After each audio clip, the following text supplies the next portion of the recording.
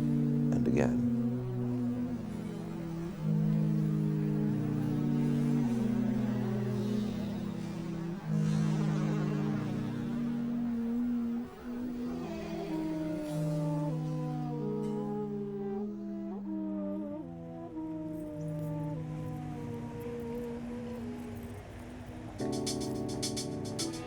Day before yesterday, I picked my car up for a garage. Geezer says, "Over there, mate, keys in the ignition." And I look, I cannot bloody believe it. The car is only 4 foot long. I said, "What's this?" He goes, "It's your car." I said, "What do you mean it's my fucking car?" He said, "Oh, that was what it was like when you drove it in here." You know, I said, "Don't fuck me about. How did I drive that in? It's only 2'6" tall." He goes, "You must have put on some weight." I thought I was going fucking mad. Then the manager comes out. I said, "What the fuck's going on here?" I said, "I paid good money for this." He goes, "What's wrong with it?" I said, "What do you mean, what's fucking wrong with it?" I said, "Look at the size of it." He goes, "What?"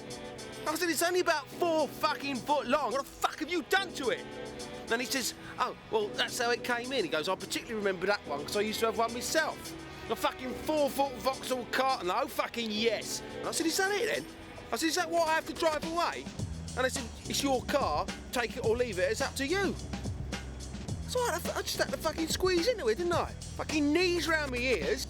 And this 4 fucking foot car is only 2'6" tall. I mean, what am I, fucking noddy?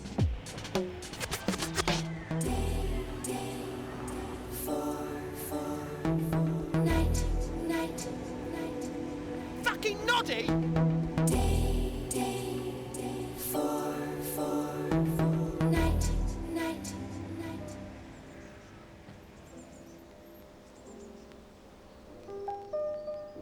I realised shortly after my 46th birthday that I wasn't going to get a wife, and I'd messed up a couple of chances earlier on in my life. So I decided I'd marry myself. I'd do it alone. He has declared his marriage by the joining of hands and by the giving and receiving of a ring. I therefore proclaim him husband. It was really lovely. It was very nice. It was memorable.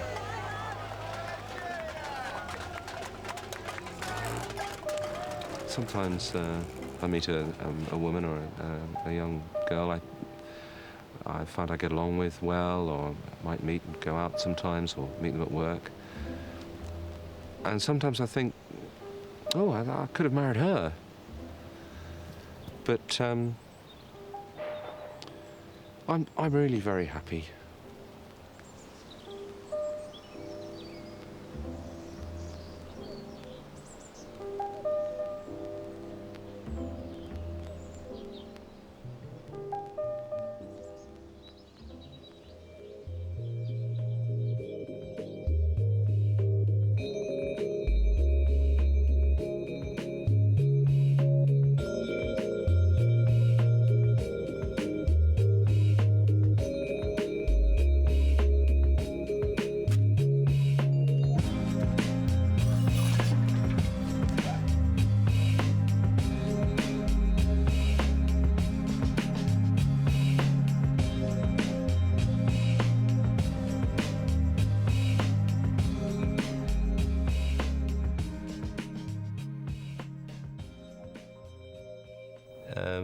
It's a niche business. We specialise in providing thick people for jobs that they're particularly good at. Arguments. Thick people are very good at winning arguments because they're too thick to realise that they've lost. Come to pick up about Lexi. Right. Rowena's particularly thick. She's one of our top earners. She's very good with officials. She fails to grasp anything, least of all that she's being thick. So it's not your car then, madam? No, I'm picking it up for Mr. Hunter. I'm not Mr. Hunter.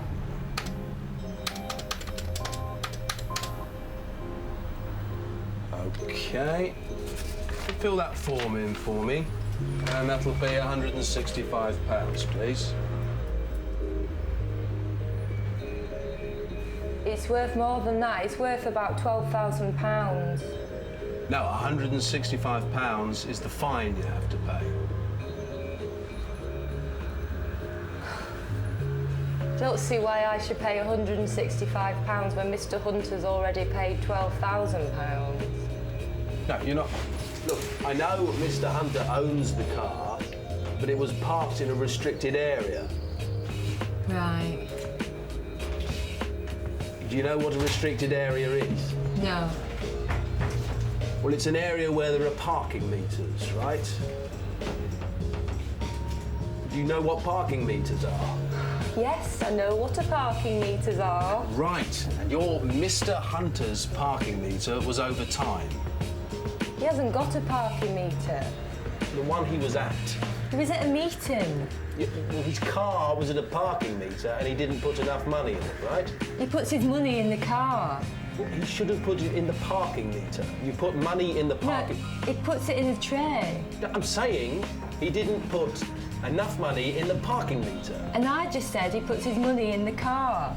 I'm not talking about the car, I'm talking about the parking meter, all right? What? Because he didn't put enough money in the parking meter. It's not a parking meter, it's a car. I know it's a fucking car, you stupid woman! For Christ's sake!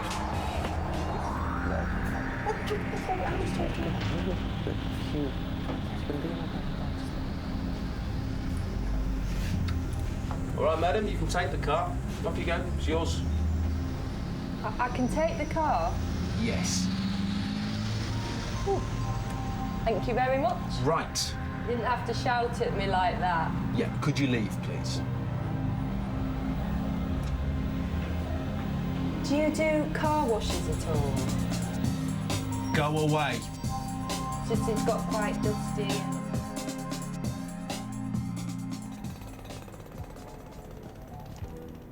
He'd been standing there for a good 10 minutes, just staring straight ahead of him. And suddenly he swung his leg over the parapet and dropped off. He hit the ground very hard, lay there stunned for a second, and then dragged himself to his feet and went back inside. About 30 seconds, he reappeared again. Hurled himself off head first. Landed on his chin. Got up again, staggered about, went inside. Came out again onto the balcony, dived off. And did it again and again. Again, he just kept on going. I couldn't hear anything, although the window was open, until I suppose the wind must have changed, and it was possible to tell that he was sobbing in quite a wretched way. And after about 20 jumps, there must have been 15 people just standing around staring at him in a semicircle, nobody with raising a finger. It didn't seem appropriate, really. He seemed locked into a very private act. Towards the end, they had to help him inside because he really was quite badly broken up. I don't think he could have made it up the stairs by himself. And after about 40 jumps, he just didn't get up anymore.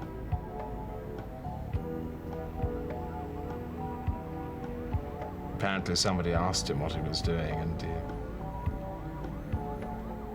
he said he wanted to jump 40 times off a first-floor balcony rather than straight off the top of a tall building, in case he decided to change his mind at any point. Clearly he didn't.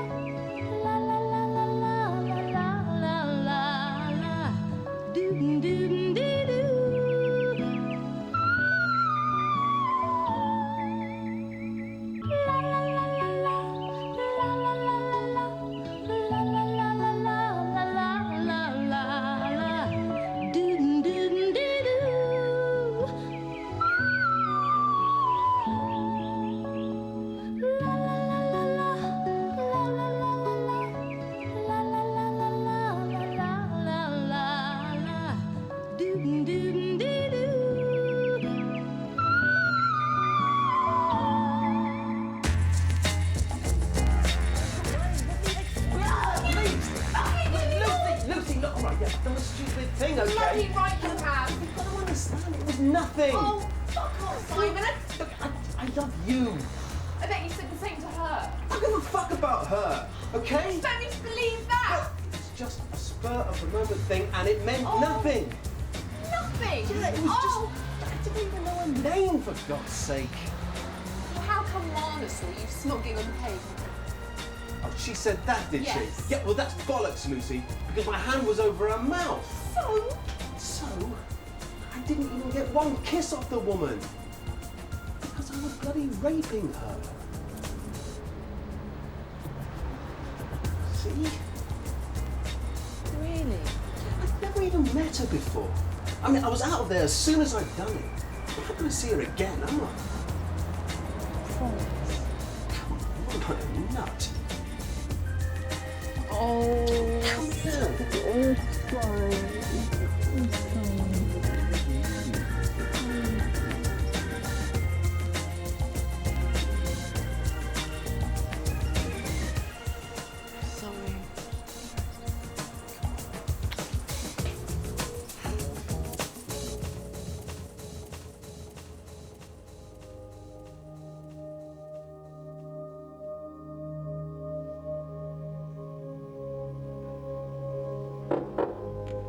Come in.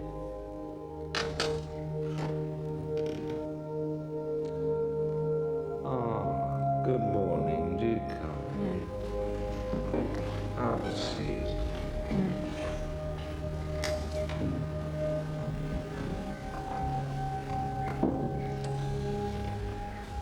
So, what seems to be the trouble? It's my leg.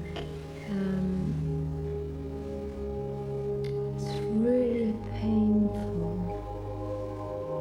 Just there. Right.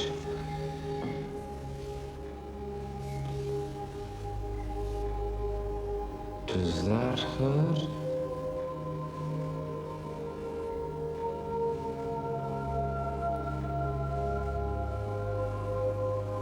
That's your leg. Yes. Yes, it is, isn't it?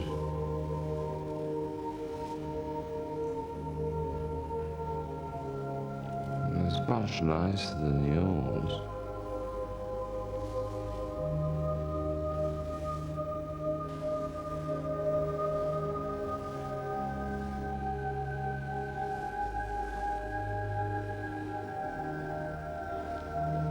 Could you leave me alone now, please?